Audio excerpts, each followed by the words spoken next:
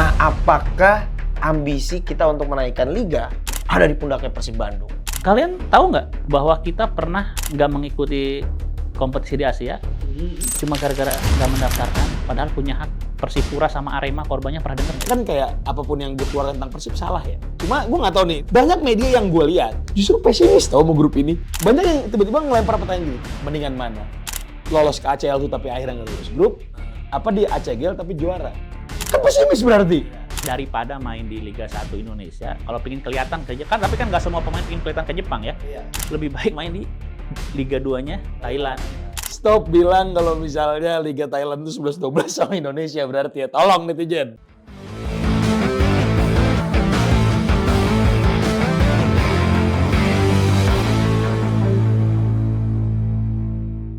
Selamat datang di Villa Nesia.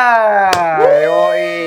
Akhirnya Setelah kita tapping kemarin, lagi. yoi, setelah kemarin Selasa kita vakum, kita kayaknya ngerasa sabar dulu kali. Sabar. Abis dapet hype sama Bung Edwin, ramai banget, kolom komentar jalan terus.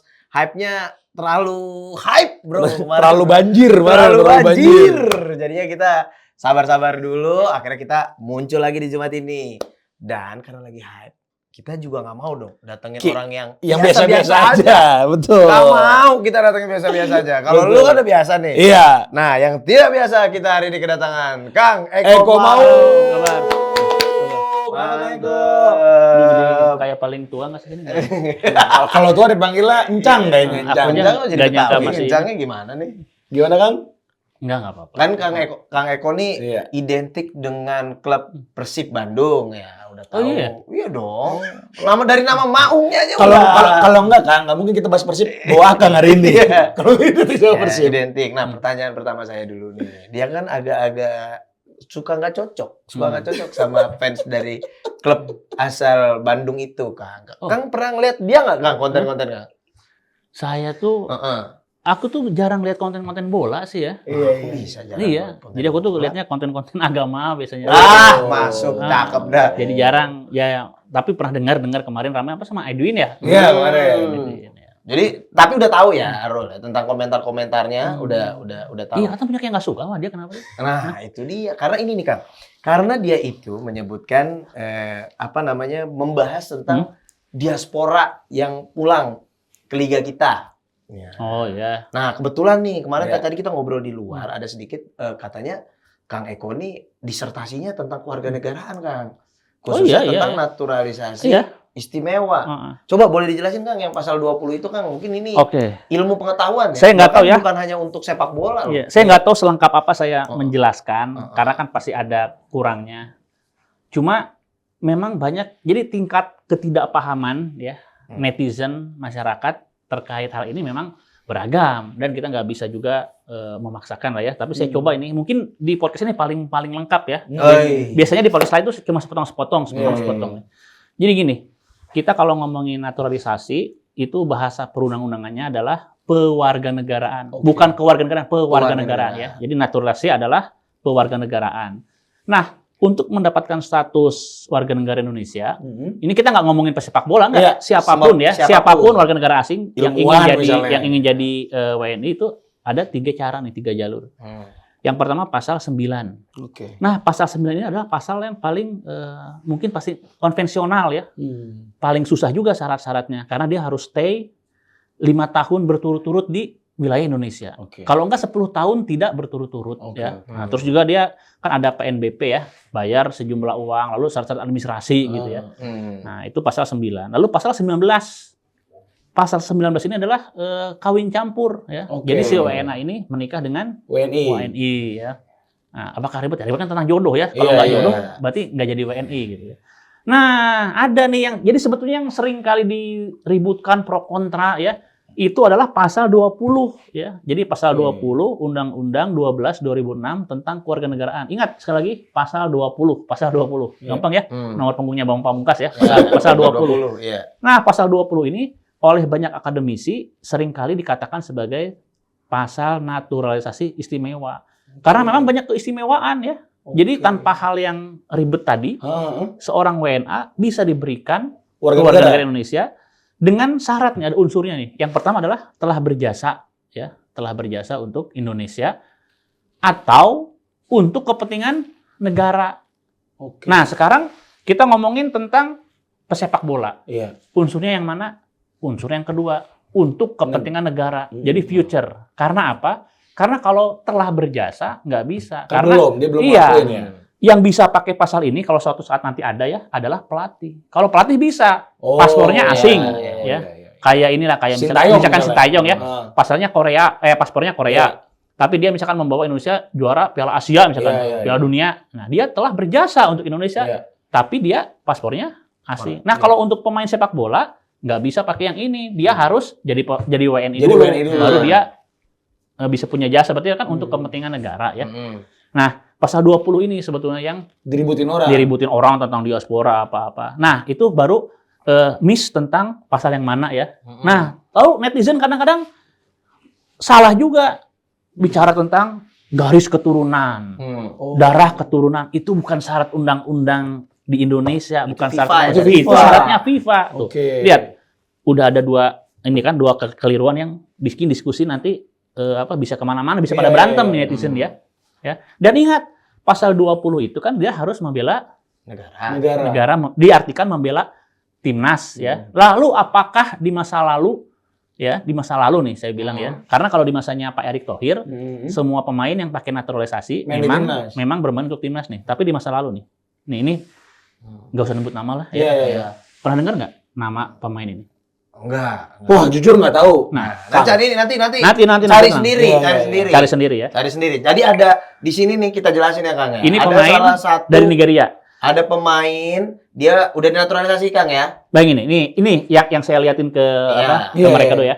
Ada pemain WNA ya, asalnya WNA nih udah jadi WNI, asal Nigeria, dinaturalisasi pakai pasal 20 ya, tapi dia nggak memperkuat timnas dan di Indonesianya pun tidak bermain di Liga 1, Oke. mainnya di Liga 2. Ini artinya apa? Gini loh, kalau pakai pasal 20 ya, tadi makanya kan untuk kepentingan negara bermain untuk timnas, terus dikatakan naturalisasi istimewa. Ekspektasinya apa coba? Ekspektasinya adalah si WNA ini punya kemampuan yang Di atas rata-rata. iya orang kita nggak bisa nih. Iya. Nah kemarin nyambung sama yang kontroversinya Arul, Arul. sebetulnya makanya saya bilang nggak salah-salah banget. Kan kita kan pinginnya gini kan, salah satu kelebihan yang kalian punya nih, orang-orang yang pakai pasal 20 itu adalah kalian bisa bermain di Liga Eropa. Iya. Sementara pemain yang kita WNI belum bisa. Iya. Itulah keistimewaan kalian. Makanya sebisa mungkin harusnya Stay di sana. Eropa. Tapi akhirnya kan ada kenyataan bahwa nggak dimainin, usia makin tua ya oke lah, mendingan main di Indonesia, Iya. main gitu kan, jam terbang ya. Enggak, itu persoalan lain ya.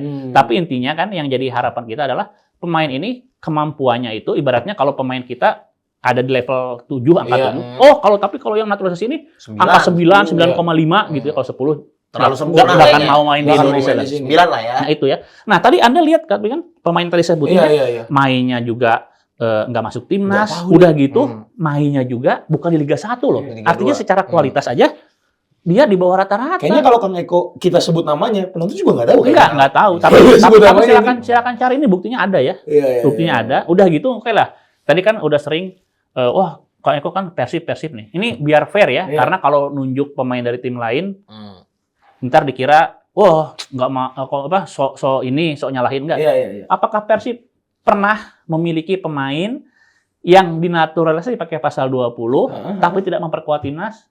Pernah Persib juga. Cari googling pasti dapet ya. Oke. Ini pemain terkenal soalnya. Kuis dari Kang. Kemarin orang bilang gue dikolain sama Medwin. Gue sih Sekarang kemarin nggak merasa. Iya. Kalau Kalau ini ini gue beneran merasa. Karena kemarin gue nggak dengerin, Iya. diskusi kan. Jadi gitu. Kalau ini beneran dikasih tahu Jadi, nih. jadi Ilmu maksudnya, nih, ilmu. jadi gini. Jadi maksudnya buat teman-teman kita ini kan orang Indonesia, jadi harus aware juga sama hukum nasional ya. Ketika ada suatu peraturan yang ibaratnya digunakan, tapi ternyata tidak ini kok syarat-syaratnya kok enggak, tapi kok bisa ya? Nah, itu memang harus dikritisi. Cuma ketika tadi terjadi beda konteks diaspora main di Indonesia, itu bukan tentang hukum nasional sebetulnya ya. Iya. Tapi apakah ada Korelasi. korelasi ada tentang harapan tadi, tentang Iya. keistimewaan pesepak bola yang dinaturalisasi pakai pasal 20. Ini jujur aja ya, waktu ada beberapa pemain asal Belanda yang naturalisasi ke ke Persib aja ya. Oh. Lagi-lagi saya sebut aja udah Karena Persib. Kang Eko. Saya Boboto. nggak akan nyebut tim lain lah. Iya, Persib iya, ya. Saya udah sering bilang kan ada konten-konten saya. Ini berarti pemain sebetulnya nggak bagus-bagus banget. Iya. Saya selalu bilang kalau beneran bagus mah nggak akan mau main Ke Liga di Indonesia. sini. Oh berarti menyepelekan liga? Enggak gitu ya. Kan kita bisa lihat levelnya. Sadar Ini diri. pemain mau ke sini karena usia, Iya. ya karena usia. Udah gitu bisa jadi dia cedera Iya. mungkin ya. Nah enggak, ini yang paling simpel deh. Ada pemain-pemain yang dinaturalisasi kalau nggak salah sekitar tahun 2010 ke sini ya. Mereka ini membela timnas tuh hanya untuk turnamen-turnamen jangka pendek deh, lihat. Kayak AFF gitu ya. Jangka pendek udah gitu, entah Gitu. entah gimana kabarnya. Bahkan kalau kita lihat medsos mereka itu di Belanda terus, ya, di Belanda terus tuh. Nah ini persoalan lain, problem lain ya. Pertanyaannya adalah, jangan-jangan ini orang kan WNI nih, kok di Belanda terus ya? Paspornya apa nih gimana? Itu persoalan lain tuh. Itu juga harus dibuktikan gitu ya. Intinya tentang kewarganegaraan ini masih banyak ini polemiknya ya. Polemik itu jadi yang netizen ributkan sebetulnya kalau netizennya itu tahu aja titiknya bahwa oh yang dipersoalkan tuh ini ya. Oh saya juga pasti setuju kalau itunya. Gitu. Tapi taruh. Gua Aduh, mau- banyak banget, banyak supaya banget. nggak ini, supaya nggak bola liar. Kan tadi kan pasal 20 tentang jadi WNI untuk berkontribusi untuk negara kan. sama nih pertanyaannya. Iya kan? Berkontribusi Dan untuk ingat ya negara ini kan. jangan salah paham nih. Takutnya netizen ini nyangkanya ini buat pesepak bola doang. Enggak. Enggak, Yang semua. namanya hukum ya, Iya. hukum apalagi selevel undang-undang itu jadi untuk WNA berbagai jenis profesi ibaratnya kalau pesepak bola ya itu nanti ada inisiatornya kan Kemenpora. Iya. Tapi misalkan kalau pingin menaturalisasi peneliti nih ahli tambang, Iya. itu nanti yang mengajukan Kementerian SDM Iya. misalkan ya. Terus pingin menaturalisasi tokoh agama, kemungkinan adalah ormas-ormas Iya. agama, Sama. kalau nggak mungkin Kementerian Agama. Ya jadi ini bukan cuma Bukan untuk bola. atlet, bukan Iya, cuma bola, bahkan kalau kita ngomongin lebih luas dari bola pun ada atlet basket, jangan salah loh. Iya, Atlet basket yang dinaturalisasi juga ada. banyak. Ada. Jadi jangan kira tahun berapa tadi Kang? Sorry, 2006 ya? Undang-undang nomor Nomor 12 nomor 12 Nomor 12. Tahun- Pasal 20. Oh, pasal Pasal. 20. Pasal Undang-Undang 20. nomor 12 tahun 2006 tentang kewarganegaraan, pasalnya yang sering kita ributkan pasal 20. 20. Oke. Enggak, ini netizen suka aja nih. Oh, ini sok pinter apa? Enggak. Maksudnya saya bukan sok pinter, bukan apa ya.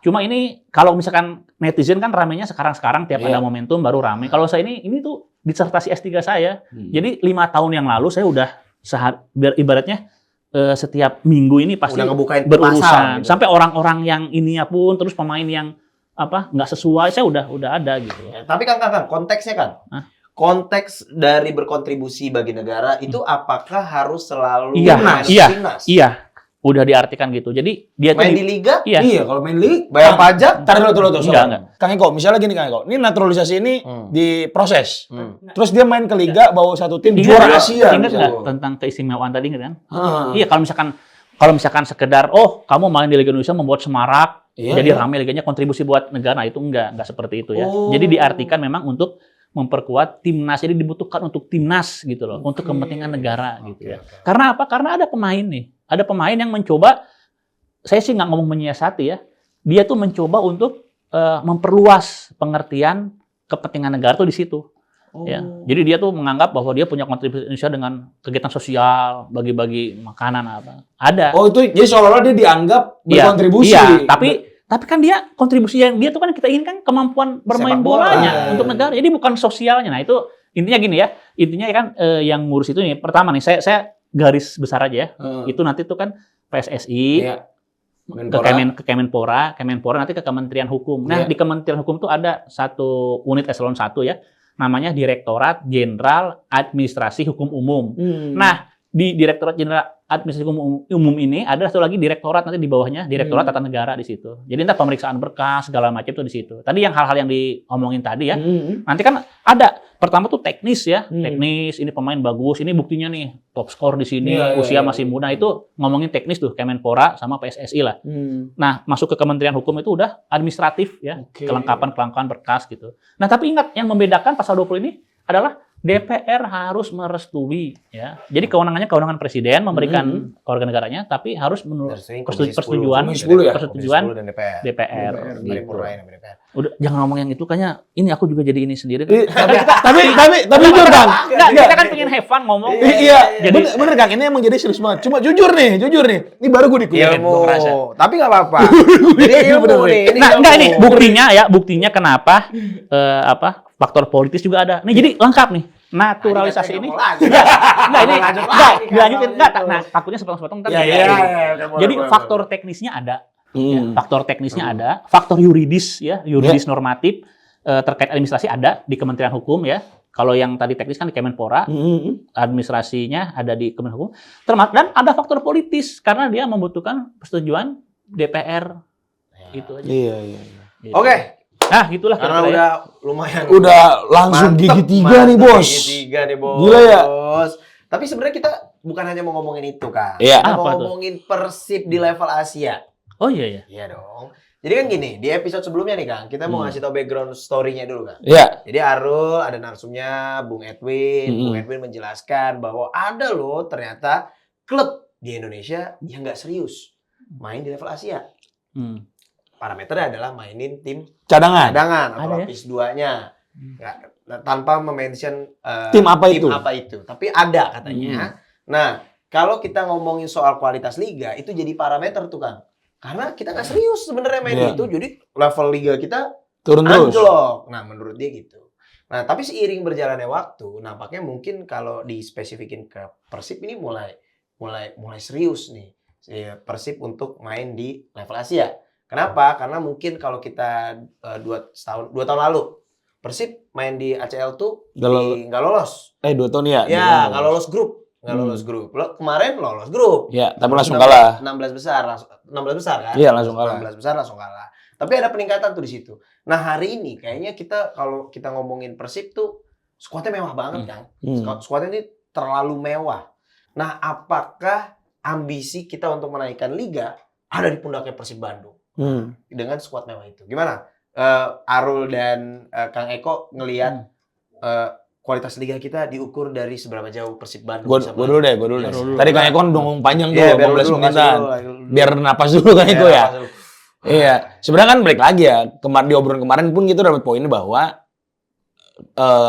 kontribusi dari tim-tim ini di Asia itu bukan meningkatkan kualitas, enggak, tapi koefisien di Asia. Ya.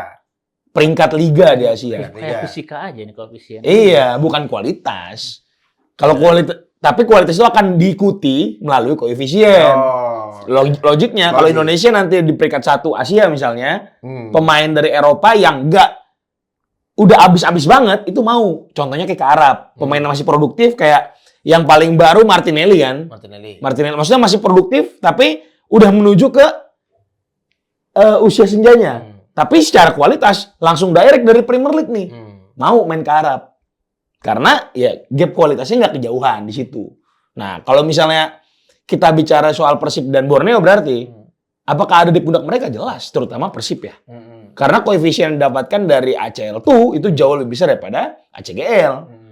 Yang kemarin di musim kemarin itu unfortunately ya menurut gua sangat disayangkan Dewa juga nggak jauh kan. Persib yang gua gadang-gadang bakal jauh juga pun enggak. Cuma emang lebih baik dari musim lalu. Nah, apesnya Persib menurut gua di ACL tuh yang sekarang, tim mereka tuh lebih siap sebenarnya. Jauh karena tim sekarang sama kemarin lebih mewah sekarang. Tapi lawan yang dihadapi di grup ACL tuh ini jauh lebih show dari musim lalu. Kalau menurut saya, Kang Eko. Boleh Kang Eko? Ya, pertama-tama sebetulnya bukan Persib. Persib. Oh, beda ya? Persib. Kalau Boboto ngomongnya Persib nih. Berarti kalau ngomong Persib Kalau bukan Persib Boboto. berarti ini apa? Berarti pekerja media lah kalau Persib mah. Tapi tidak apa-apa. Tapi nggak apa-apa. Enggak apa-apa. Enggak, karena gini, ini kayak bicara tapi serius. Karena sebelumnya kan Persib itu kan udah jadi brand ya. Jadi entitas. Jadi kita nggak bisa lagi melihat Persib itu sebagai singkatan. Kang Eko yang benar adalah Persib dong. Karena persatuan. Oh enggak. Persib itu brand aja. Persib gitu. Jadi bukan Persib gitu. Itu yang pertama ya. Nah yang kedua tadi tentang apa? Persib apakah lebih siap, lebih kuat, terus gimana korelasinya dengan mengerek peringkat liga.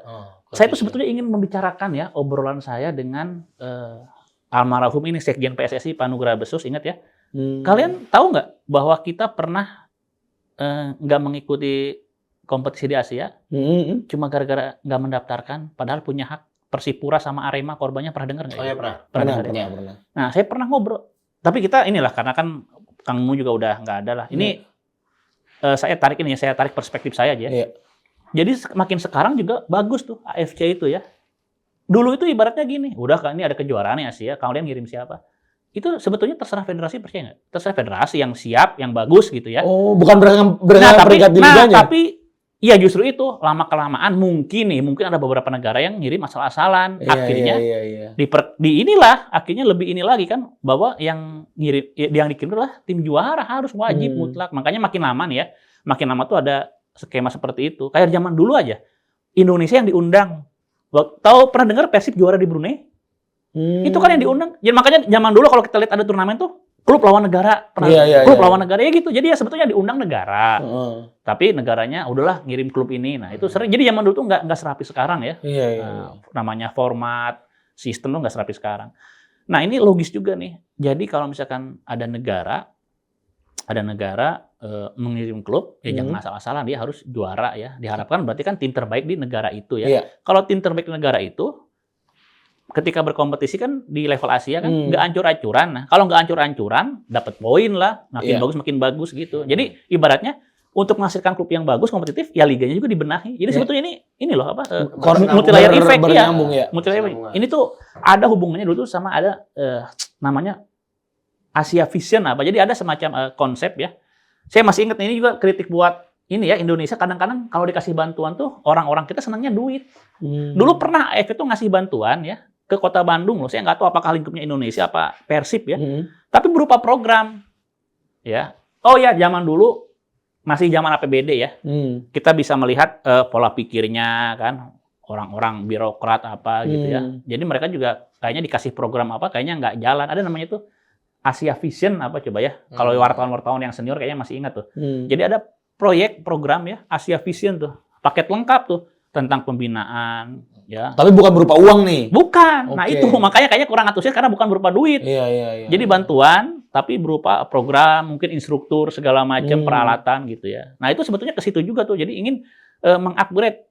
Jadi jangan kegeeran, kita kan kadang-kadang suka, wah Indonesia ini, kita itu kan walaupun kita antusias ya, fanatik apa, tapi kan peringkat liga kita juga masih di bawah Thailand lah ya. Ya. Aku sih nggak ngomongin kalau Vietnam apa ya, Vietnam, Malaysia itu juga sebetulnya kan katanya lebih baik konon ya.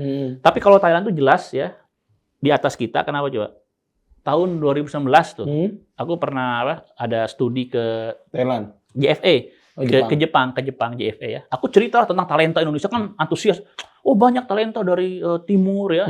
Aku bilang Papua, fisiknya bagus apa. Mereka cuma ngomong kayak gini.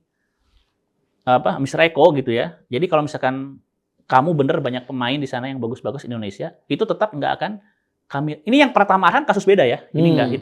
Itu kan diplomasi, promosi ini beda ya. Ini karir bener nih. Itu tetap tidak akan terpantau sama apa klub-klub Liga Jepang ya. Karena kami hanya melihat di Asia Tenggara itu adalah Thai League, udah. Makanya kalau misalkan ada pemain belum bermain di Liga Thailand, jangan harap bisa ke Liga Jepang gitu. Eropa, dan sistemnya memang seperti itu. Makanya kalau kita lihat yang udah berusia nih. Kayak Natsuda ya, pemain Persib kemarin. Ya, nah, dia itu masih bisa kompetitif di Liga Thailand kan. Sebaliknya, ketika ada pemain Thailand yang punya kesempatan main di J-League, pasti bagus. Iya, Supanat Muentan yang paling baru. Nah, itu kan bagus kan. Aku nggak merhatiin Liga Jepangnya. Tapi kalau misalkan dia udah bilang kalau ada pemain Thailand, ya sampai dari Liga Thailand sampai bisa main di J-League, itu pasti pemain utama. Iya, betul. Jadi memang begitu sistemnya. Nah, jadi kalau karirnya dari penjelasan Kang Eko, kalau kita nih dari usia muda main misalnya dari Indonesia, main dulu di Thailand, baru ke Jepang. Iya, kayak gitu. Ibaratnya gini. Transitnya. Kamu kalau ngomongin banyak pemain bagus di Indonesia, ya, tapi sebelum dia main ke Thailand, jangan. Terus saya bilang, apakah harus Liga 1? Enggak. Kadang-kadang pemain yang di Liga 2 juga. Makanya kemarin dulu tuh ada Yanto Basna. Iya, betul. Dia punya peluang loh. Tapi kalau nggak salah kita keburu COVID atau apa. Iya, dia ada peluang gitu sebetulnya. Mau aku hubungin. Aku juga kan pingin dapat duit komisi tadinya ya. Ternyata ada COVID waktu itu ya. Jadi gitu. Jadi lebih kalau pingin kelihatan di Jepang, main ibaratnya daripada main di Liga 1 Indonesia, kalau Iya. pengen kelihatan tapi kan nggak semua pemain pengen kelihatan ke Jepang ya. Iya. Lebih baik main di Liga 2-nya Thailand. Thailand. Nah, itu peluang kepantau masih lebih gede di situ. Berarti gap antara Liga Thailand sama Indonesia ini kelihatan ya Kang Eko? Iya, lumayan terutama jauh. sampai Ya. hari ini ya. Ini orang Jepangnya aja ngomong kayak begitu. Iya. Jadi mau banyak pemain bagus di Indonesia, kami tidak akan pernah Iya. tahu sebelum. Stop bilang kalau misalnya Liga Thailand itu 11-12 sama Indonesia berarti ya. Tolong netizen. Iya, enggak ya, aku cuma pingin ngomong, kita jangan kegeeran liga kita. Mungkin lebih semarak iya. Iya. Cuma sejak ada proyek ASEAN Vision itu, ibaratnya kan kita itu sebetulnya harus di-upgrade loh. Di-upgrade, dipacu gitu. Tapi hari ini tentu saja lebih banyak kemajuan ya. Iya. Infrastruktur, sistem mungkin lebih banyak ya. Tapi intinya kita sebetulnya secara liga mungkin banyak variabel yang harus dibenahi aja dari dulu Iya. sampai sekarang. Jadi udah lebih bagus tapi tetap belum sebagus masih itu. Iya, ibaratnya gini Karena deh. yang lain juga memperbenah Iya, diri. ibaratnya gini deh ya. Zaman saya dulu itu kan ibaratnya kalau saingan tuh cuma sama Thailand aja, Thailand. Loh kok sekarang sama Laos? Loh kok sama Kamboja? sama Singapura. Gimana ini? Gitu ya. Terakhir sih sama Singapura ya. Iya. Jangan-jangan secara ASEAN sepak bolanya makin bagus. Jangan-jangan ya. Iya, jadi kan yang lain juga maksudnya Iya. bukan kita doang berbenah, yang lain bukan berhenti waktunya kan. Lebih bebenah lagi ya. Iya. Kan? Nah, kita lanjut nih. Kalau kita ngomongin tadi Liga Thailand sebagus itu, dan jangan-jangan liga lain juga berbenah. Nah, Persib yang membawa misi penting bangsa kita ini nih besok ketemunya nih Manila Tiger. Klub asal Filipina. Kalau ngomongin sejarah, tahun lalu juga ketemu. Iya. Menang 2-1. Menang. Itu juga menangnya nggak gampang. Menang nggak gampang. Golnya Baros kalau nggak salah. Iya. Nah, hari ini nih gimana nih ngelihat ketemu Manila Tiger nih, klub Filipina. Dia juga juara loh. Juara Liga Filipina. Juara Liga Filipina. Ini ngeri juga. Dari lu dulu loh, gimana lo? Sebenarnya kalau secara head to head di atas kertas ya, maksudnya kalau kita lihat dengan kesiapannya Persib ini, harusnya Persib lewat ini. Kemarin juga lawan Singapura, timnas kita di atas kertas. Iya sih, Kalah cuma sama maksudnya kan Singapura. Persib selama pramusim ini yang lu tonton gimana? Ngeri. Ngeri. Saat pramusim ya di Piala Presiden sama yang Dewata itu. Ya, cuma nama Persebaya emang. Kan ada penalti kalahnya tapi Ya. kan. Nah, maksud gua harusnya sih nggak ada masalah untuk playoff ini. Ya. Yang justru problem kan jadi grup sebenarnya. Nanti ada pertanyaan. Iya. Kita sabar dulu. Kalau menurut gua sih ini lewat. Manila lewat. Lewat. Gampang, menang gampang atau enggak? 80% kalau gua. 80%. Gimana? Kang Eko ngeliatnya? Iya, jadi secara ini di atas kertas dan di atas segalanya harusnya sih memang bisa mengatasi ya. Iya, betul. Filipina itu, ini kebetulan aku juga pernah studi ke sana ya tentang olahraga mereka itu. Filipina itu gandrungnya aja dari mulai kultur sepak bolanya aja. Itu mungkin kalau dikatakan semarak sekarang mereka tuh lebih suka basket loh. Iya. Ya, basket. Makanya- 10 dunia. Nah, makanya ada proyek naturalisasi mereka itu sebetulnya untuk basket tuh. Jadi mereka tuh punya semacam perpaduan darah Filipina sama Amerika Iya, aja. dia menganut sistem 2 keluarga negara. Nah, itu terutama itu ya. Hmm. Beda sama kita kan, kalau kita kan keluarga negara tunggal ya. Iya. Nah, makanya Filipina ini sebetulnya secara sepak bola harusnya nggak istimewa harusnya gitu. Apalagi kita punya ini.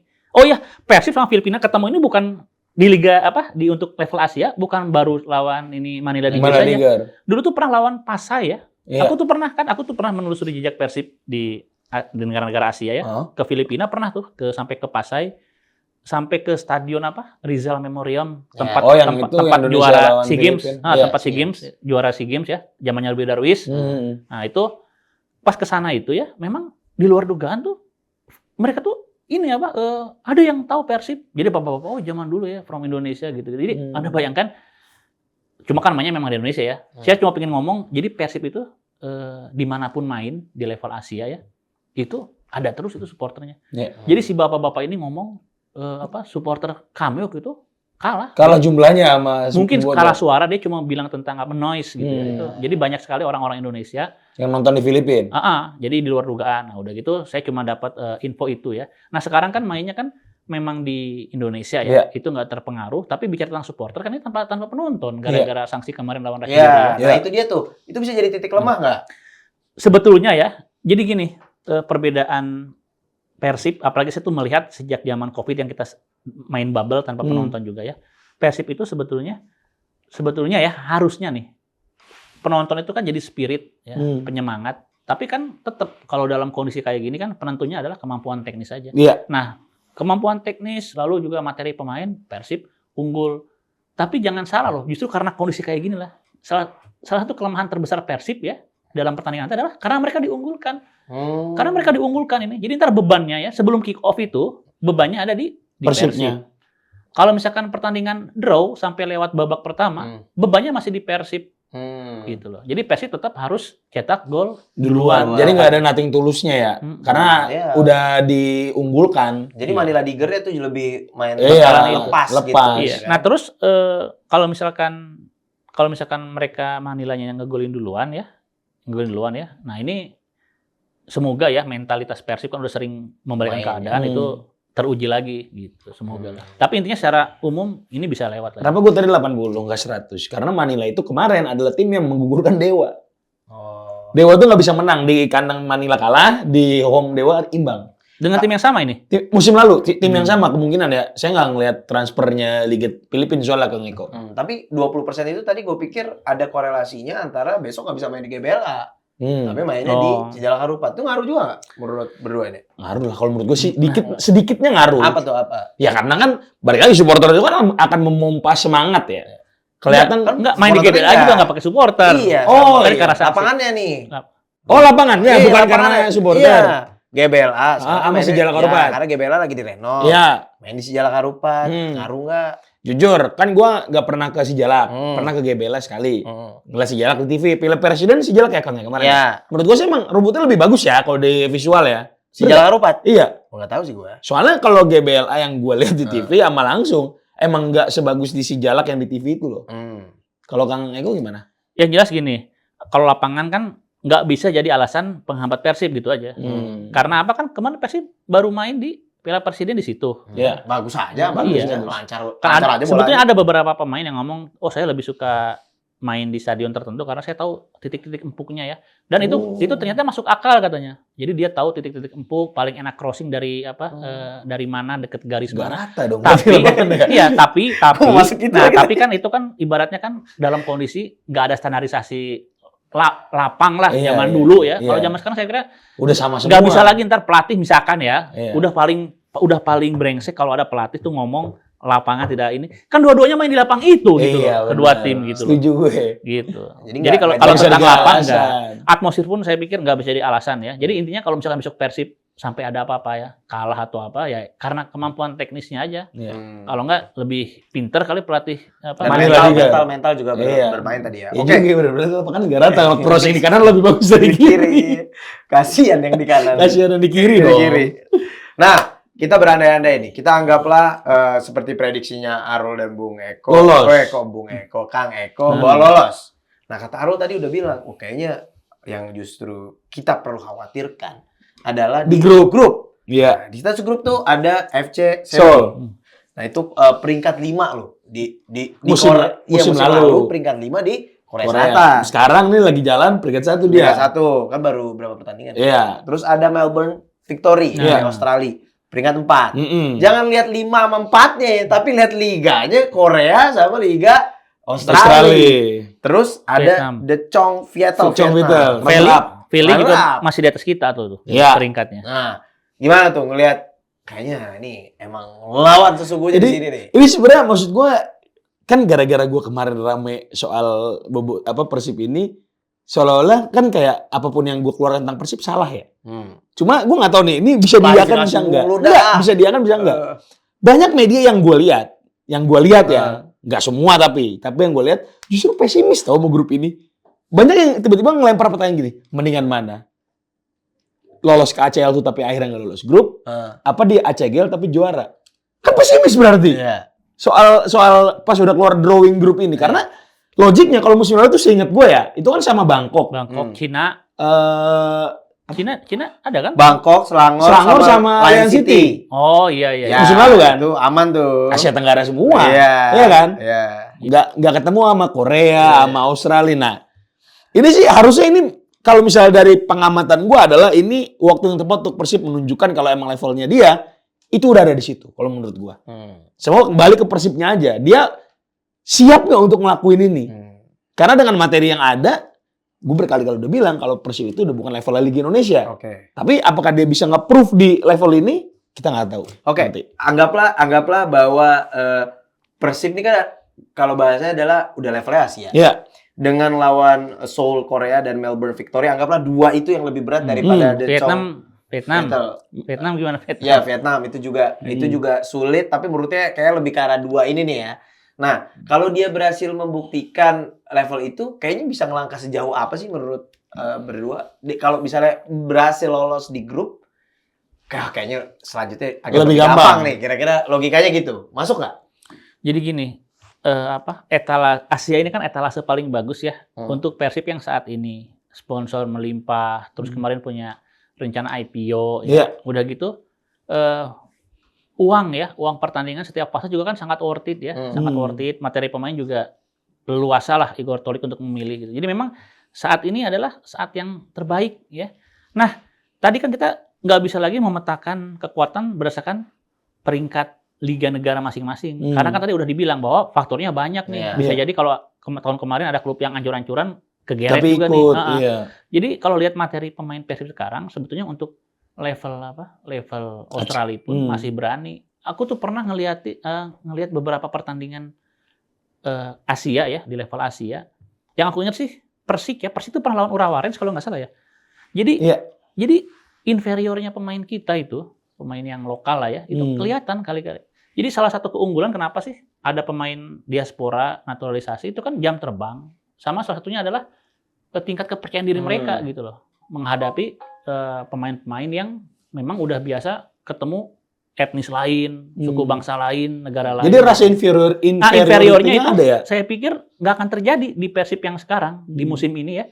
Persib yang sekarang nih, ini inferior sebagai klub yang, aduh gimana ini? Nggak akan. Ibaratnya gini, kita lawan Australia ya.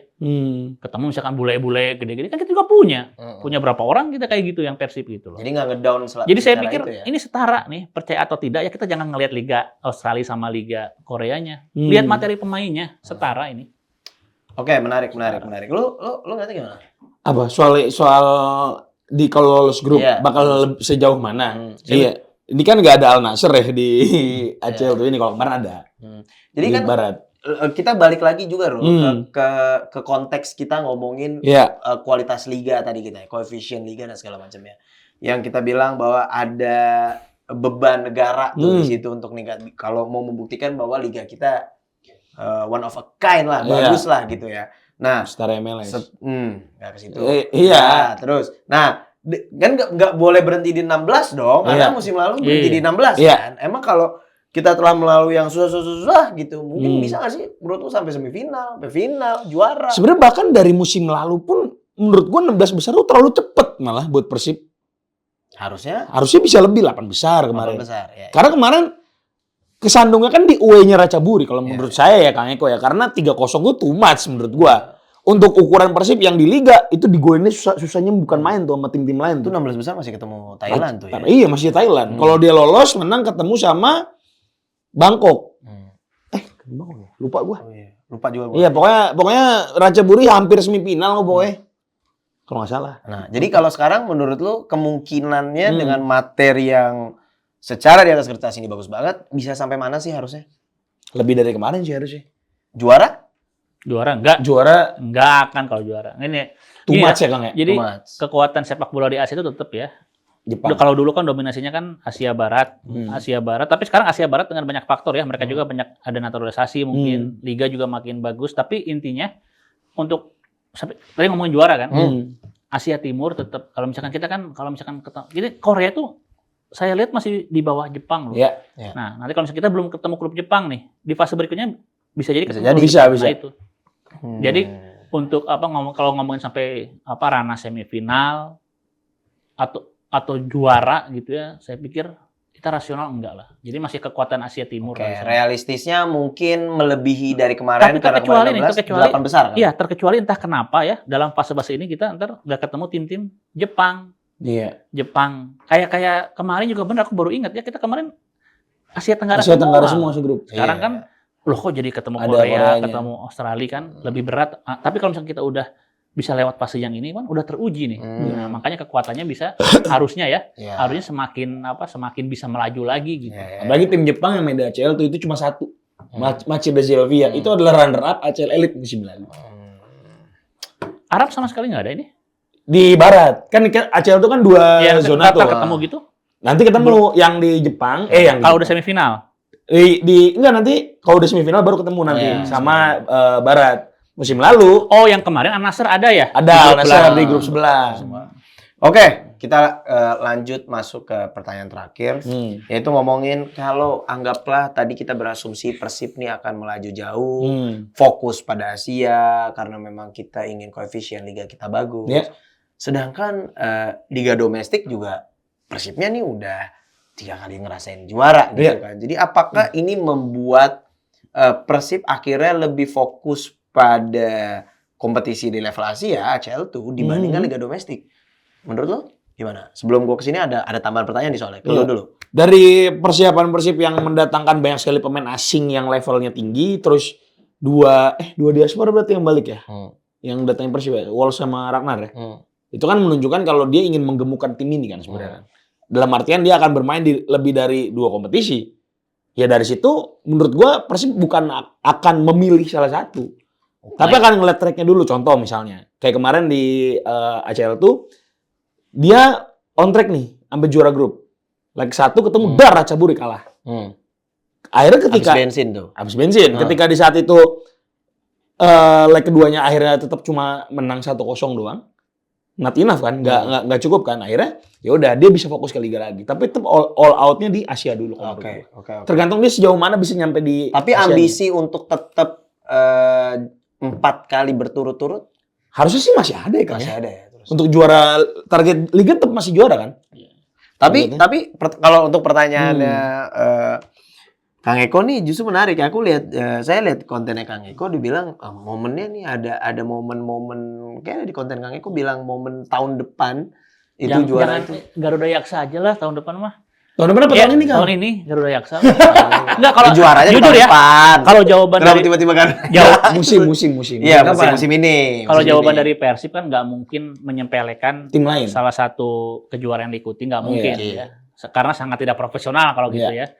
Tapi kalau dari supporter jujur ya, kalau misalkan disuruh milih, saya milih Persib mendingan enjoy di Asia aja lah.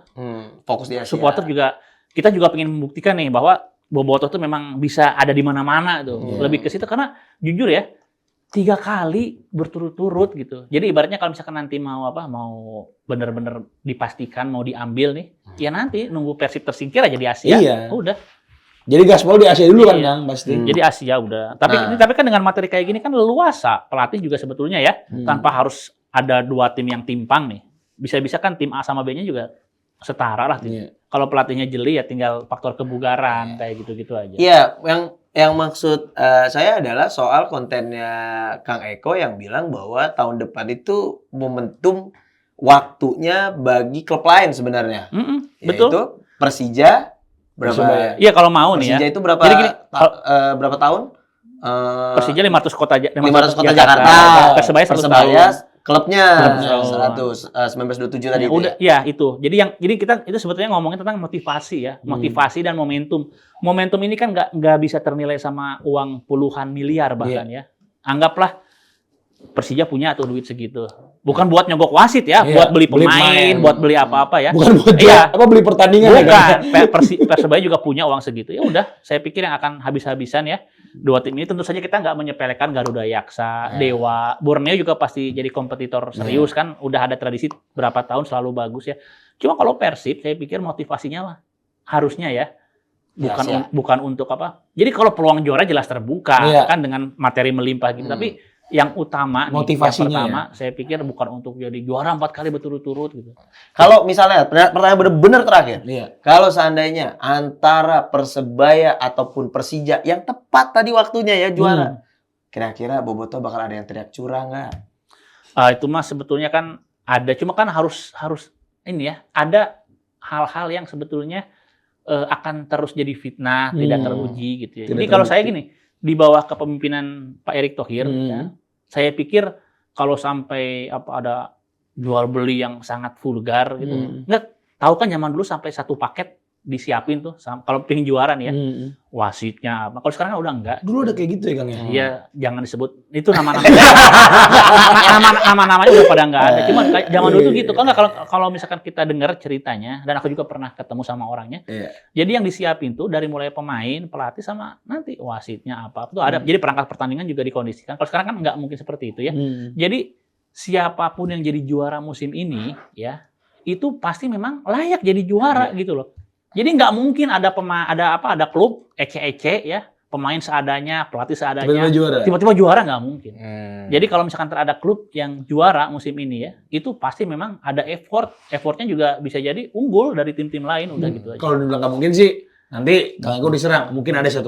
Kayak Leicester dulu kan bisa juara siapa yang sangka? Iya. Ada 1%. Persik Kediri juara misalnya. Iya, jadi tapi menariknya adalah ini pesan dari Kang Eko berarti untuk semua fans terlepas daripada Bobotoh doang, kalau ada klub yang bukan dari yang kalian bela terus juara, stop framing curang karena liga kita kalau asumsinya sudah semakin baik dan kayak kemarin ini ceritanya tadi saya kemarin baru ada di salah satu gedung ya di Jakarta Selatan, baru nanti mungkin naik kontennya nanti ya. Gedung itu adalah gedung tempat pertama kali PT Persib Bandung Bermartabat generasi pertama ya. Berarti Pak Glenn belum ada nih, konsorsium belum ada. Di gedung itulah PT PBB generasi pertama direkturnya itu presentasi ke konsorsium ke orang-orangnya Pak Glenn. Cerita ngomong-ngomong perusahaannya, loh ini kok identik sama sini. Saya telusuri, memang terhubung sama hal-hal yang sering jadi candaan kan. Papa ini. Iya. Tapi itu karena circle bisnis gitu loh, perusahaan. Bukan intervensi langsung, karena kamu ini jadi juara. Nggak ada hubungannya ya. Terus kalau ditelusuri sekarang, tentang komposisi saham, kepemilikan ya udah cerai-berai gitu. Jadi saya pikir ada fitnah-fitnah yang terlalu berlebihan. Gitu. Nggak mungkin zaman sekarang ya, orang bisa superior itu nitip-nitip, wah ini juara, nggak mungkin. Karena kekuatan sepak bola ya, orang-orang yang megang duit, orang-orang yang megang megang circle, udah merata. Kalau zaman dulu ada 2 lah ya, 1-2 orang mungkin. Kalau zaman sekarang enggak, udah merata gitu. Udah merata. Papa apa tuh maksud tadi papa? Iya, ada papa ini gitu ya. Jadi kalau misalkan ini ya udahlah tadilah. Iya, janganlah ada fitnah-fitnah akhir zaman. Sudahlah ya. Kita masa belum mulai udah mulai ada fitnah-fitnah, liganya belum. Kecuali sepanjang berjalannya musim memang ada pertandingan-pertandingan yang kontroversial. Baru kita nggak tahu. Nanti ya ada di konten mungkin nanti itu mungkin ntar akhir kompetisi ya akan ada. Jadi ketika udah ada klub nih, saya kasih tahu nih titik rawan-rawan pertandingan ya. Ketika ada klub yang bersaing asik sendiri 3 nih, poin ketat aja ya. Sementara ada klub-klub yang di bawah ini udah nggak bisa selamat dari degradasi atau apa. Nah itu nanti ada beberapa match yang janggal ya, yang janggal. Tapi ingat, match yang janggal ini nggak akan pernah bisa mempengaruhi juara posisi yang di atas. Makanya menarik di bawah itu tadi.